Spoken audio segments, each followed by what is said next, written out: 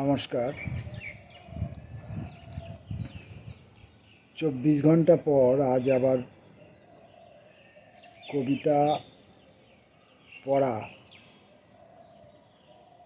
ভিডিওর মধ্যে ধরতে বসেছি। গত ২৪ ঘন্টায় অনিবার্য কারণবশত কবিতা থেকে দূরে ছিলাম। আজকে কবিতা থেকে বেরিয়ে যাওয়া যত সহজ, কবিতার মধ্যে ফিরে আসা কিন্তু ঠিক ততটা সহজ নয়। যে কোনো সময়ই আমি বিভিন্ন রকম ছলছুতোকে অজুহাত করে আমার ভালো না লাগাকে মুখ্য কারণ স্বীকার করে নিয়ে কবিতা থেকে, শুধু কবিতা নয়, যে কোনো সৃষ্টিকর্ম থেকে আমি অব্যাহতি নিতে পারি, আমি সরে যেতে পারি, আমি রাস্তা ছেড়ে সরে দাঁড়াতে পারি। কিন্তু ফের যদি আমি কখনো মনে করি যে আমি আবার আমার ওই সৃষ্টিকর্মের মধ্যে ফিরে আসব, আমার প্রিয় কাজটির মধ্যে ফিরে আসব, আমার প্রিয় যাপনের মধ্যে আমি ফিরে আসব, এমনটা যদি মনে করি, তাহলে তখন ফেরাটা আর অতটা সহজ হয় না, সেটা বুঝতে পারি। মাত্র ২৪ ঘন্টার মধ্যেই এই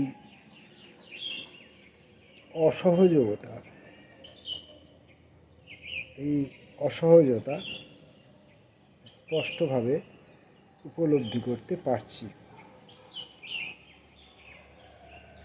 আজকে কবিতা পাঠের জন্য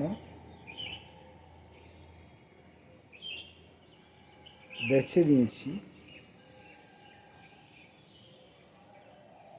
বিকাশ সরকারের একটি কবিতার বই। বইটির নাম অনেকটা বড়, অত সহজ নয় পাটিগণিতের অঙ্ক। এই বইটির নাম হয়তো অতটা কাব্যিক নয়,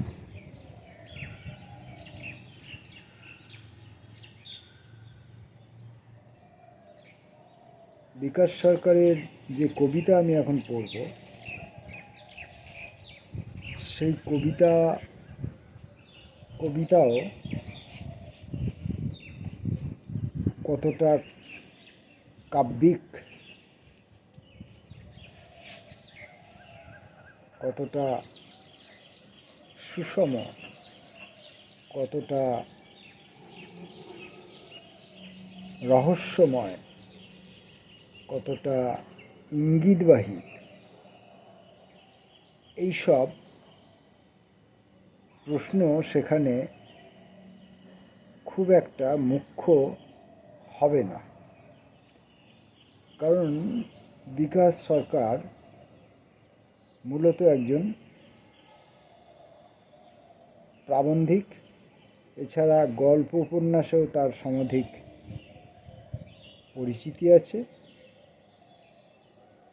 প্রাবন্ধিক এবং প্রবন্ধ বেশিরভাগ ক্ষেত্রেই তিনি যা লেখেন সেগুলো আকাশকুসুম কল্পনা জাতীয় কোনো বিষয় নিয়ে নয়। তাঁর প্রবন্ধর বিষয় সাধারণত ব্যতিক্রমী হয় এবং যাবতীয় যা কিছু লেখেন তার সঙ্গে ক্ষেত্র সমীক্ষা এবং ব্যক্তিগত পরিশ্রম এবং ব্যক্তিগত দৃষ্টিভঙ্গির একটা ছাপ থাকে, একটা বাস্তবানুগ ছাপ থাকে। সেই বাস্তবানুগ বিষয়গুলো, বাস্তবানুগ ভাবনা চিন্তাগুলো, বাস্তবানুগ দৃষ্টিভঙ্গি, বাস্তবানুগ দেখাশোনা, এই সব কিছু তার লেখায় ছাপ ফেলে। আমরা তার কবিতার মধ্যেও এই জাতীয় ছাপ স্পষ্ট উপলব্ধি করতে পারব। সেখানে তিনি স্থানীয় এলাকা, স্থানীয় বিষয়, মানুষজন, এখানকার ছোটোখাটো ঘটনা, তথাকথিত ছোটোখাটো মানুষের জীবনে যে ঘটনাগুলো কিন্তু কোনো অর্থেই ছোট নয়, এরকম সব বিষয়। যে মাটিতে আমরা দাঁড়িয়ে আছি সেই মাটিকে নিয়ে যে রাজনীতি হয়েছে, যে ভ্রষ্টাচার হয়েছে বা হয়ে চলেছে, সেই সব কিছুই তার লেখায় থাকে, তার কবিতার মধ্যেও উপজীব্য হয়ে ওঠে, সেটা আমরা দেখতে পাই। এখন এর চেয়ে বেশি ভূমিকা রাখা সঙ্গত হবে না। আমি বিকাশ সরকারের অনেকগুলো কবিতা পড়ব, যেগুলো থেকে হয়তো আমার বক্তব্যের সত্যতা ধরা পড়তে পারে।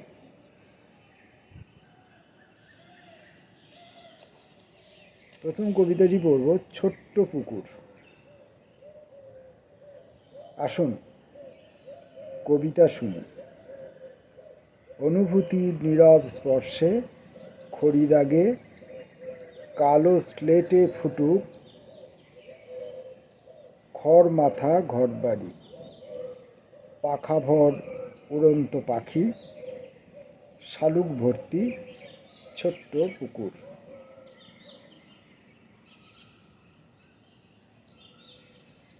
এই তার চাওয়া, এই তার স্বপ্ন। এরকমই তার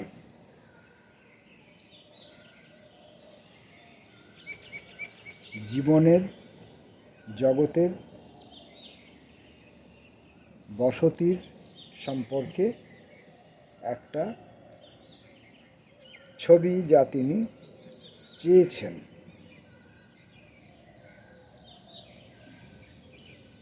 পরের কবিতাটি পড়ব, অনুভূতির মগ্নতায় ভাসমান ঢেউ।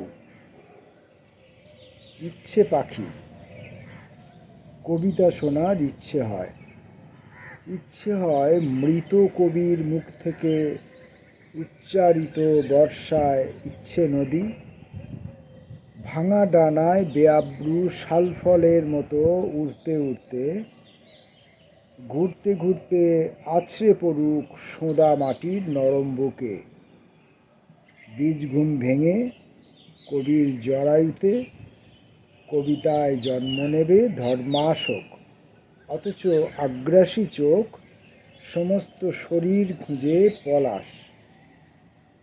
কবিতা শোনার ইচ্ছে হয় কবির শব্দহীন ভাষায় উচ্চারিত অনুভূতির মগ্নতায় ভাসমান ঢেউ। বেরং ক্যানভাসে কেউ শরীরহীন তুলির টানে নগ্নপদ মকবুল ফিদা।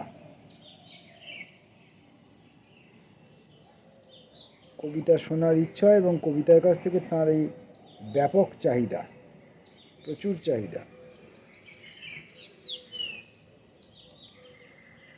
আমি এবং গোলাপবাগ।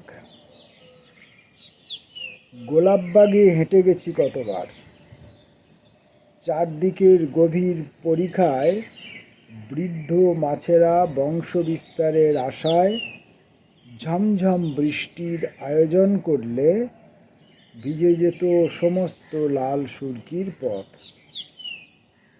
রথ থেকে নেমে আসত পৃথিবীর বাছাই করা অক্ষত জমি, প্রজাপতি। রাতের আধারে গা ছমছম নীরব গাছের পাতা থেকে ঝরে পড়ত তুলতুলে অন্ধ পেঁচার দীর্ঘশ্বাস। ঝরা পালক লাশ কাটা ঘরের অন্ধকারে বুনে ফেলত অদৃশ্য জাল। সাইবেরিয়া থেকে উড়ে আসা পাখিরা ফিরে গেলে লাল পলাশ কোমর দুলিয়ে নেচে উঠত। কৃষ্ণসায়রের জলে ফাল্গুনের জন্মদিন। আমার জন্মদিনে উপহার দিয়েছিলে জীবনানন্দের বনলতা সেন। চুলতার কবেকার বিদিশার আলপনা। হাতে গোনা কয়েকজনা বন্ধুর হৃদয় জুড়ে ফাগুনের আগুনে ঝলসানো হাজার হাজার বছর পুরাতন জীবনানন্দ দাশ।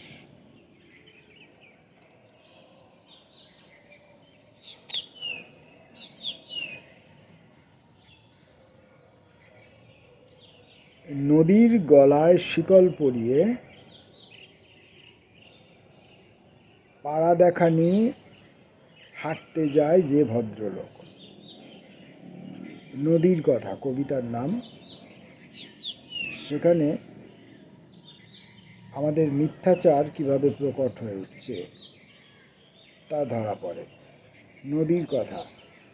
নদীর গলায় শিকল পরিয়ে পাড়া দেখা নিয়ে হাঁটতে যায় যে ভদ্রলোক, প্রাতঃভ্রমণের সাথে সুরক্ষা বলয় এবং উপেক্ষা দুটোই উজ্জ্বল নক্ষত্র।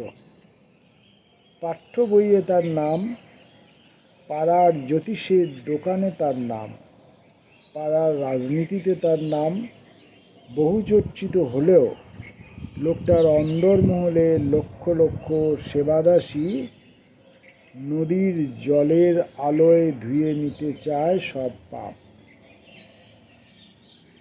নদীকে শিকল পরানোটা যে পাপ, উবেটারা জানল অথবা জানল না সিটলিয়ে ভেবে পাঠ্য বইয়ে চোখ রাখাটাই যুগোপযোগী কাজ।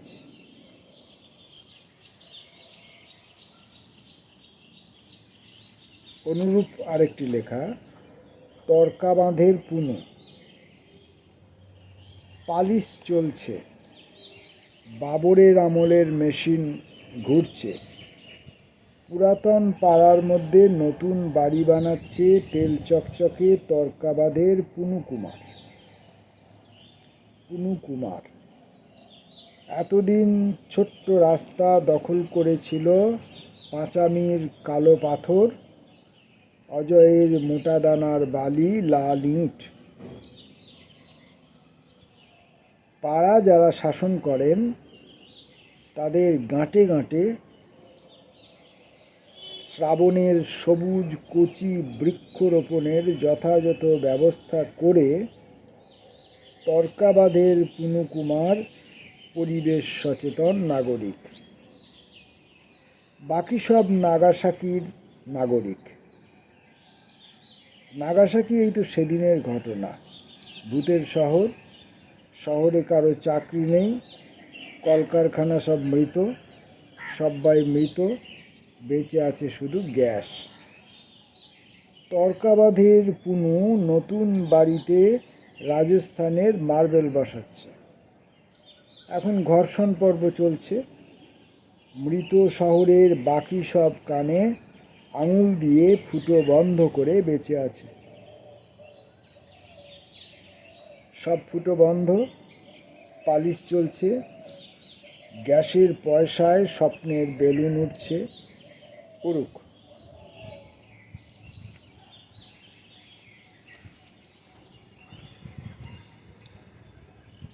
সমস্ত কবিতায় বক্তব্য আছে এবং প্রকট বক্তব্য, এবং সব কিছু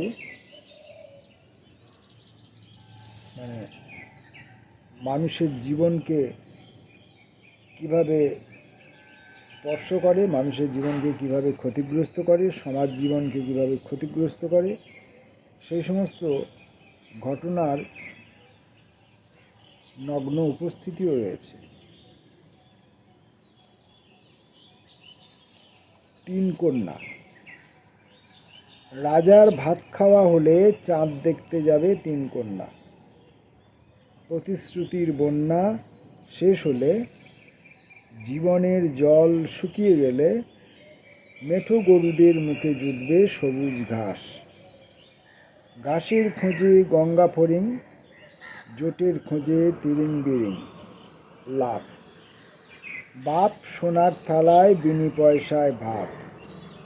রাজার ভাত খাওয়া শেষ হলে মানুষই পারুল শিখা, হেঁটে হেঁটে না খেয়ে চাঁদ ধরতে আকাশ সীমা, শেষে কাকতাড়ুয়ার হাত।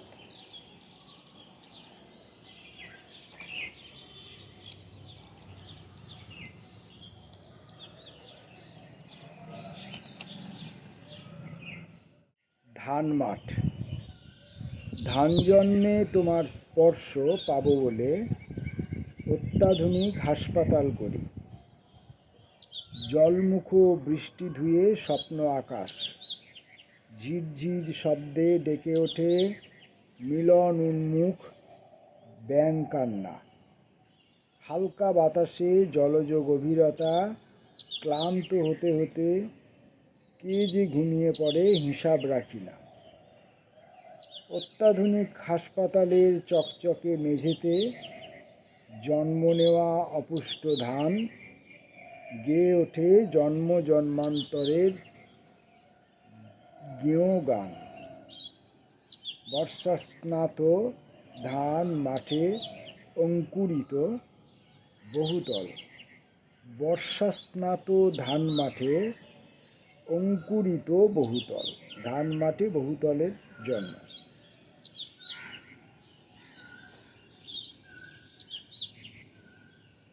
অমল। ছোটবেলায় ডাকঘর নাটকে একবার অমল হয়েছিলাম। সেই অসুস্থ অমল আজও অমলেন্দু হতে পারেনি। ফুলঝোর মোড়ে দাঁড়িয়ে আছি, দেখি আসে কোন বাস। যাব মহকুমা হাসপাতাল, ওখানে নিশ্চয় আছে কোনো মানবিক চোখ। যেতে যেতে ভাবতে ভাবতে কুনুরের জলে ভেসে যাব। যেতে যেতে ভাবতে ভাবতে কুনুরের জলে ভেসে যাব। ছোটবেলায় একবার অমল হয়েছিলাম।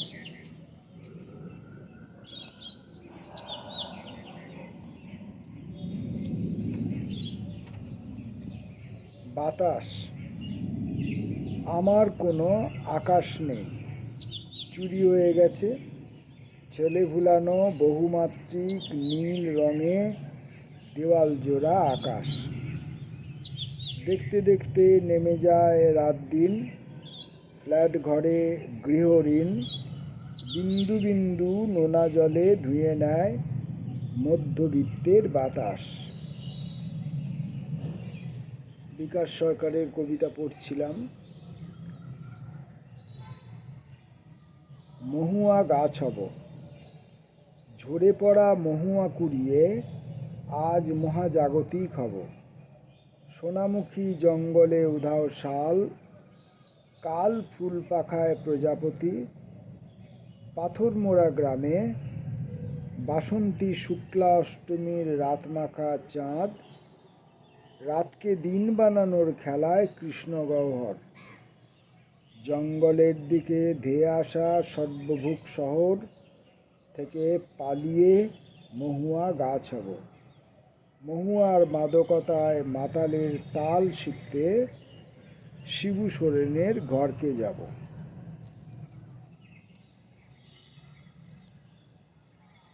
নাম গান। এসো তোমার নাম গান করি। দুবেলা দুমুঠো ভাতের খোঁজে তোমার নাম গান করি। পাড়ার বখাটে ছেলেদের কুনজর থেকে ঘরের মেয়ে বউদের বাঁচাতে তোমার নাম গান করি। বাজারি ক্যাসেট বাজিয়ে প্রক্সিতে বলি তুমি মহান, তুমি সর্বশক্তিমান। তুমি মহান, তুমি মহান। তোমাকে বাঁচাতে হাজার কামান, সিপাই শান্ত্রী, হাজার ষড়যন্ত্রী। আমাদের ঘর জুড়ে মেঠো শামুক ক্রমবর্ধমান।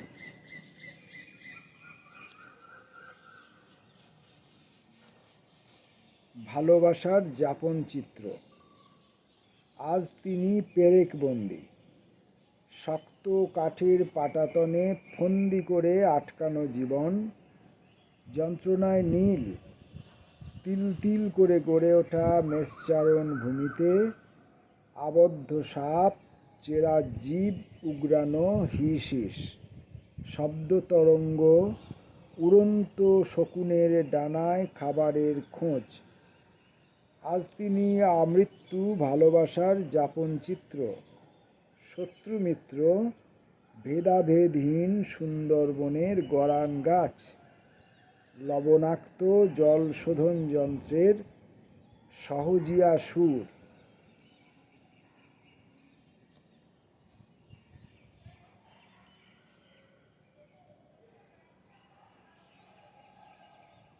ভেসে যাবে শতাব্দী প্রাচীন বট।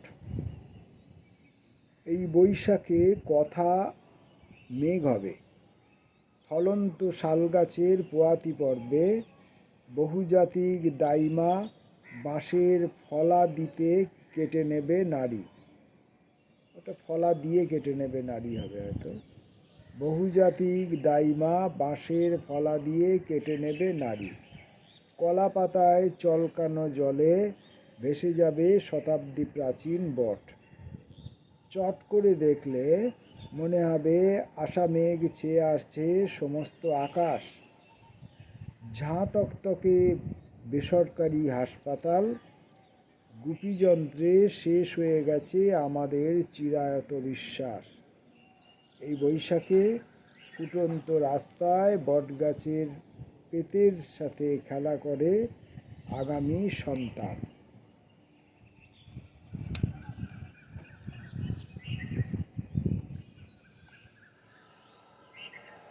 এমএমসি সিরিজের বেশ কিছু কবিতা এর মধ্যে রয়েছে।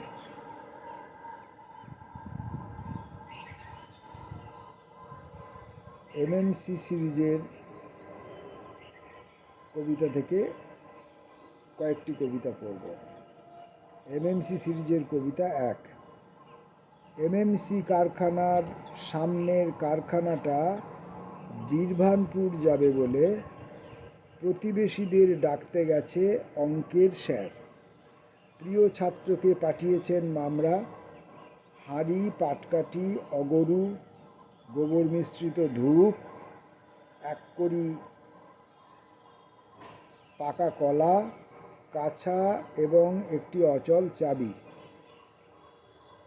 একটি অচল চাবি দেখিয়ে ম্যাজিক দেখাবো বলেছিল যে সে মৃত্যুর আগাম সংকেত পেয়ে অনিকেত পালিয়ে বেড়াচ্ছে।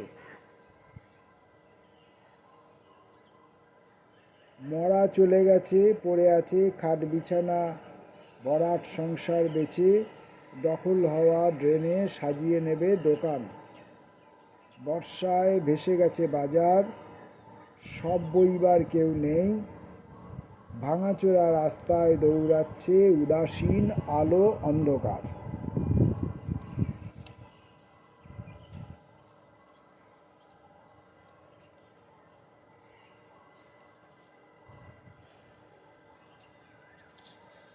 একটা উৎকট শব্দ হঠাৎ করে হাজির হলো এই কবিতা পড়াকালীন সময়। আমি জানি না ভিডিওর মধ্যে এটা কতটা এফেক্ট ফেলবে। এমএমসি সিরিজের কবিতা 2। রবিবারের মামরা বাজার জুলে ফল মূল শাকপাতা চাঁদ, বসিরহাটের জমানো কাতলা ব্যারেজের জ্যান্ত রুইয়ের আঁশ, রক্ত, নাড়িভুড়ি, উড়ন্ত মাছির সাথে সংকীর্ণ রাস্তায় চলন্ত মোটরসাইকেল, সমস্তই ব্যস্ত। আস্ত ইলিশের পায়ে করোনা জ্যাকেট দেখে নিরাপদ দূরত্বে উঠছে রঙিন ওড়না।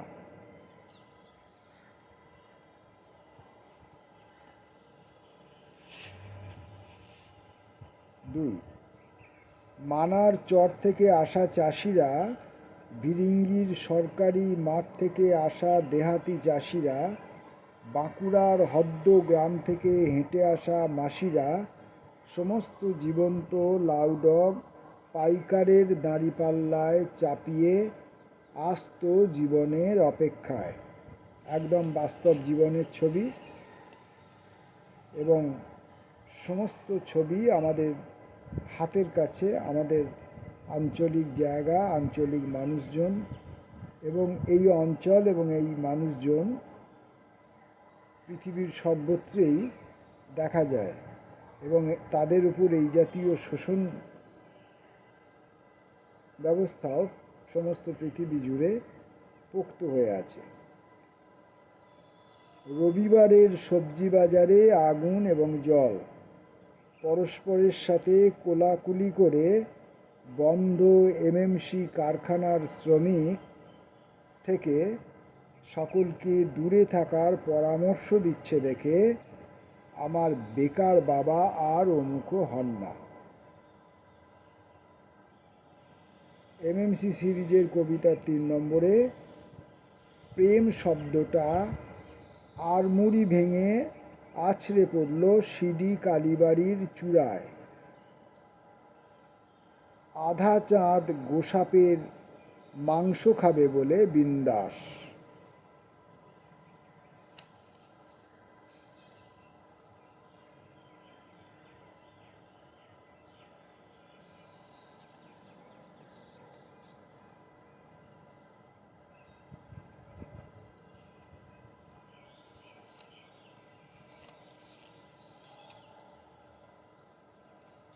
হঠাৎ করে এই যে শব্দটা এলো, উপস্থিত হলো শেষের দিকের কবিতাগুলোর ওপরে, সে তার দখল বিস্তার করলো। মানে এই শেষের দিকটাতে যে যে আরও নগ্ন ব্যবস্থা, একটা গোটা শহরকে, শিল্প শহরকে কীভাবে শ্মশানে পর্যবসিত করা হয়েছে, সেটা আরও কয়েকটা কবিতার মধ্যে ছিল। সেগুলো ওপরে এই যে যান্ত্রিক শব্দটা সে এসে থাবা বসালো। অর্থাৎ এই কথাগুলোকে আমি যাতে নির্বিঘ্নে বলতে না পারি, উচ্চারণ করতে না পারি, বাধ্যত আমি আজকে বিকাশ সরকারের কবিতা পড়া আপাতত শেষ করলাম। পরবর্তীকালে আবার একদিন এই এমএমসি সিরিজের কবিতা নিয়ে বসবো। ততক্ষণের জন্য নমস্কার।